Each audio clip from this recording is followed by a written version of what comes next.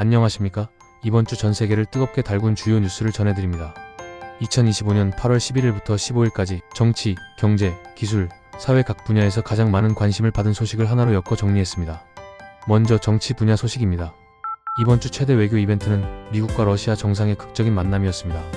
트럼프 미국 대통령과 푸틴 러시아 대통령이 알래스카 앵커리지에서 2019년 이후 처음으로 직접 회담을 가졌습니다. 우크라이나 분쟁이 휴전을 모색하는 자리였지만 당사자인 우크라이나는 배제된 채 진행돼 논란이 일었습니다. 젤렌스키 대통령은 푸틴의 의도를 믿기 어렵다며 회담 결과에 회의적인 입장을 내놨습니다.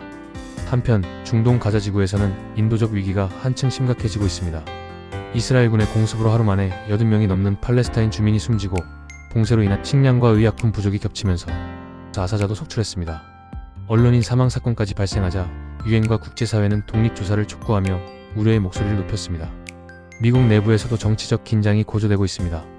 트럼프 대통령이 워싱턴 DC 치안을 직접 장악하며 800명의 주 방위군을 투입하고 시 경찰을 30일간 연방 통제하겠다고 발표했는데요. 범죄율은 오히려 30년 만에 최저 수준인 상황이라 시민과 야당의 반발이 거세지고 있습니다. 다음은 경제 분야입니다. 미국 정부가 국가안보를 이유로 반도체 등 핵심 기술 제품의 수입품에 최대 100%의 고율 관세를 부과하겠다고 밝혔습니다. 다만 미국 내 공장을 보유한 기업은 예외로 하기로 하면서 삼성전자, SK하이닉스 등 일부 한국 기업들은 피해를 피할 전망입니다. 반면 필리핀, 말레이시아 등 부품 공급국들은 심각한 경제적 타격을 우려하고 있습니다.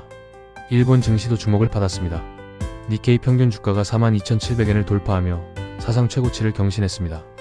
엔화 약세, 실적 개선 기대감, 그리고 미국 관세 정책의 완화 기대감 맞물리며 투자 심리가 크게 회복된 결과입니다.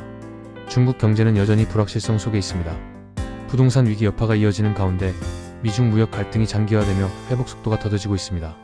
특히 미국이 중국의 러시아산 원유 수입에 추가 관세를 검토하면서 긴장이 고조되고 있습니다. 기술 분야 소식입니다.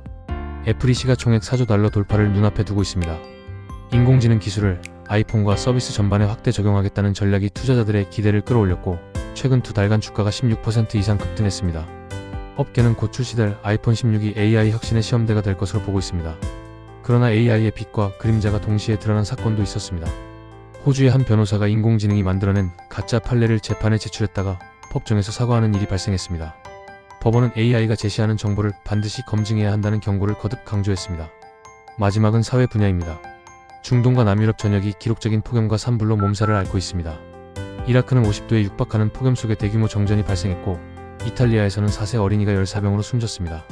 스페인과 그리스 등지에서는 대형 산불이 동시다발적으로 번져 수천 명이 대피했습니다. 전문가들은 이러한 극한 기후 현상이 새로운 일상이 될 수 있다고 경고합니다. 세르비아에서는 반정부 시위가 격화됐습니다. 경찰 폭력과 언론 자유 침해에 항의하는 시민들이 대규모 집회를 열었고 일부 지역에서는 여당 지지자들과 물리적 충돌이 발생했습니다. 수십 명이 부상당하며 사회 불안이 커지고 있습니다. 이번 주 전 세계는 협상과 갈등, 성장과 불확실성, 혁신과 부작용, 그리고 자연과 인간의 싸움까지 그야말로 다층적인 이슈로 가득했습니다. 변화의 속도는 빨라지고 그 영향은 더욱 깊어집니다. 다음 주에도 세계 곳곳의 중요한 소식을 전해드리겠습니다. 감사합니다.